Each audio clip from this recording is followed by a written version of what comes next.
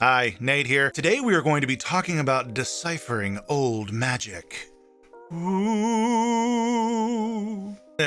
In a manner of speaking, we are going to be talking about how to identify magic cards from the early 90s. We're talking from 1993 to around 1997-ish, I believe. I tried to cover as much as I could. I may have missed some things. In fact, I'm sure I've missed some things. If I did, comment down below, and if there are enough things that I missed, then maybe I'll do a follow-up video to cover those things as well. Last week, I did a video about selling your collection or a portion of your collection and some tips on how to do that. In the video, I mentioned that if you are not familiar with the details of early magic cards, but you have some in your collection, it's a good idea to do some research on what the cards are, what set they're from, that sort of thing, because early magic has some of the largest span in terms of card worth within them. You can have one card from a set being worth literally pennies, while another card is worth thousands. So today I wanted to do a video to help you with that. If you are interested in deciphering which set your cards come from, I thought I would give you a quick video that would run down the details between these sets. An important thing to remember before we begin is that early magic is grouped into two types of sets. You have your core sets, that's alpha, beta, unlimited, 4th edition, 5th edition, so on and so forth. Then you have your expansions, that's your Arabian Nights, your Antiquities, Legends, the Dark, so on and so forth. Since the beginning, expansions have had a set symbol. So it's fairly easy to decipher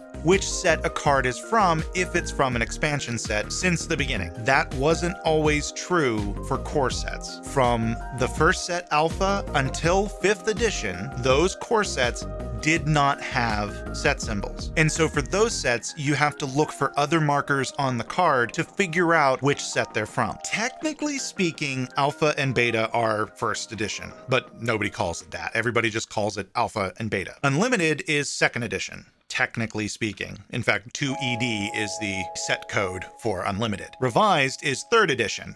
3ED is the set code for Revised. 4th edition was the first set where they just called it what it was, 4th edition. That lasted till 10th edition, and then more weirdness happened with core sets for a little while, and then continues through to this day, but that's another video. So starting at the beginning with alpha and beta. Both of these sets are fairly similar. In fact, if you don't look at the borders themselves, the cards look almost exactly alike. So how do you tell alpha between beta? Well, it's easier than you think. Alpha has much more rounded corners. You can tell just by this comparison. Then we move to Unlimited. Now, Unlimited is where Magic made the interesting decision to delineate reprints with white borders. So if a card has already been printed in a black border, future printings of the card would have white borders. It is a controversial decision among the community, to say the least, and this would continue up through 9th edition. So basically, from Unlimited until 9th edition, all core sets had white borders. So now we have Unlimited. Well, that's easy to tell from alpha and beta. It's white bordered.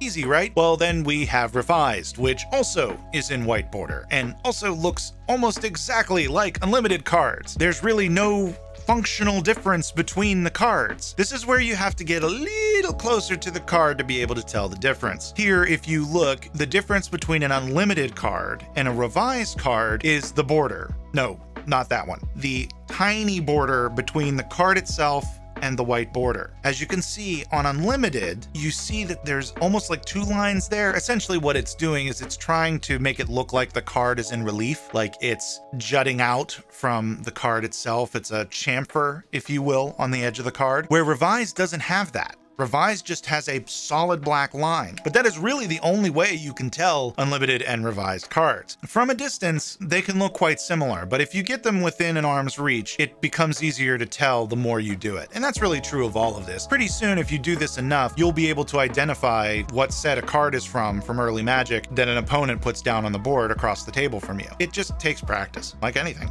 Now we move into 4th and 5th edition, which by comparison are fairly easy to tell between each other and other printings of sets. By the time we got to 4th edition and subsequently 5th edition, they separated the copyright line from the artist credit line. And here, it's fairly easy to tell. 4th edition has a 1995 copyright date, and 5th edition has a 1997 copyright date. So that's how you can tell the early core sets from each other. I'm gonna throw a little fun one in here that is technically a core set, but it's one that most of us will probably never come across. But if you do, congratulations, you just won the jackpot. And that is Summer Magic. The storied Summer Magic. Wizards went to reprint Revised, realized they made more mistakes than they did in Revised, pulled it back before it could get out into the wild, except a small number of booster boxes made it into the wild. And those cards, as I said, are called Summer Magic. They have an artist credit and copyright line that is more like the Dark or Legends. So if you have a white bordered card that has a copyright year on the same line as the artist credit line, and I do believe the year is 1994, you have a Summer Magic card. These cards are worth a lot. Before I jump to expansions, I just want to touch on collector's editions. There were 2 sets that were released in 1993 that were called collector's editions, and essentially they were reprints of alpha and beta cards in black border, except 2 big differences that make them very easy to identify. The corners are squared off like a baseball card. They're not rounded like a Magic card. And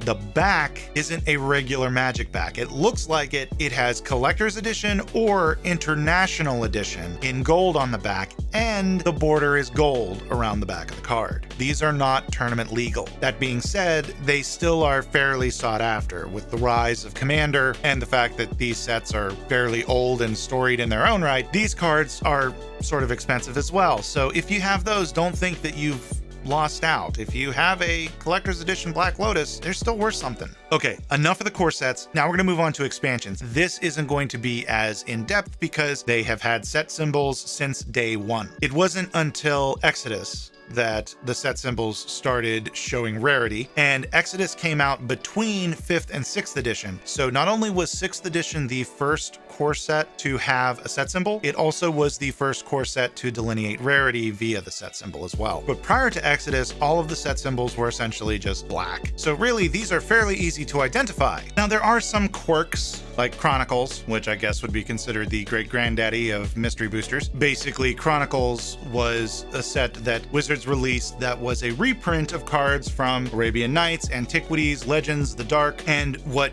was unique about it was it kept the set symbol from the sets. So you would have to look at the border, which was white in Chronicles and black in the original sets, to tell whether it was from the new reprint or if it was from the old set. That's basically how you identify early Magic cards. Another thing you can identify is that right there by clicking on it.